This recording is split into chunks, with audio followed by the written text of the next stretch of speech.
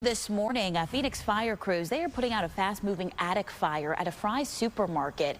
This was near 35th Ave in Peoria. Firefighters, they were actually finishing up a medical call in the area when they noticed black smoke coming from the pharmacy side of the building. So they were able to quickly put up their hose lines and start pulling parts of the ceiling, finding a large fire in the attic space. They were able to get everything under control in the fire with their ladder crews and prevent the fire from extending into the rest of the building. They've worked with the Fry's management to evacuate everyone who was inside of the store. They say there were no injuries, but the cause of the fire still under investigation. Labor Day weekend is here, and out-of-towners are expected to visit the valley, and one of the activities they may want to try is a scenic hike. But as we've seen several times already this summer, those hikes can turn dangerous really quickly. Fox 10's Nicole Christine joins us live with what goes into a hiking rescue. Hey, Nicole.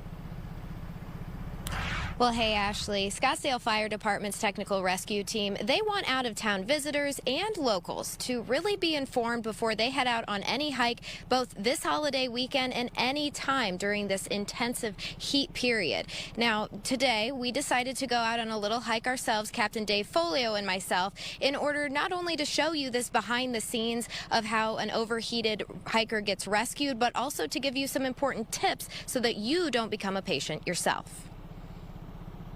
We started our hike around 2 p.m. out on the Gateway Trail on the McDowell-Sonoran Preserve. Well, the two big things, right, we talk about is know your limitations and have a plan. We have a horrible plan right now. Bring plenty of water and don't let your supply get low too early. We're already halfway done with our water, so we really should be turning back and going back to the trailhead. So have a plan. Wear good hiking shoes. Let somebody know where you're going, and have a charged cell phone. You have to have a charged cell phone. It didn't take long for the heat to set in, with temps around 105 degrees, but feeling hotter in the direct sun. Before we called for help, we found a shaded spot and stayed put. We always find people off the trail. It takes us longer to find them, but that's part of the plan, staying on the trail. Back at Station 610, the technical rescue team uses mapping.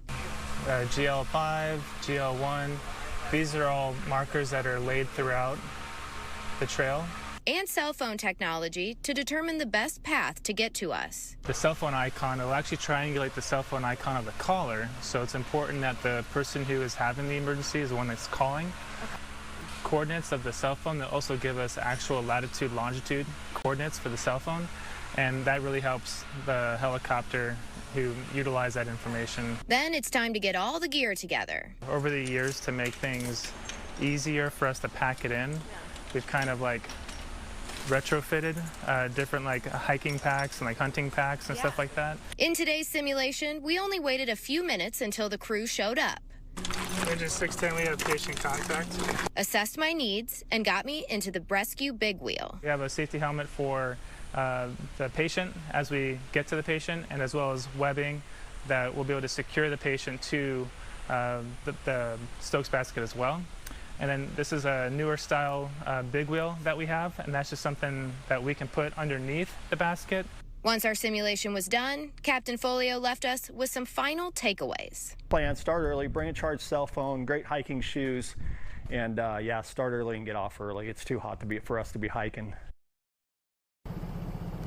And that 4-man crew that you saw come out during the simulation, that is way smaller than the normal amount of team members that would come out. He said it's roughly 12 people who would be out on any call, and it could be even more when you get the helicopter involved and have a more advanced rescue. So this is not only taking manpower away, but it's also causing some potential safety issues for the crew members and, of course, your own safety. So it is best to just get out early, like he said, and leave early, those trails, and again, just to follow all of the tips in this story. Reporting live tonight in Scottsdale, Nicole Christine, Fox 10 News.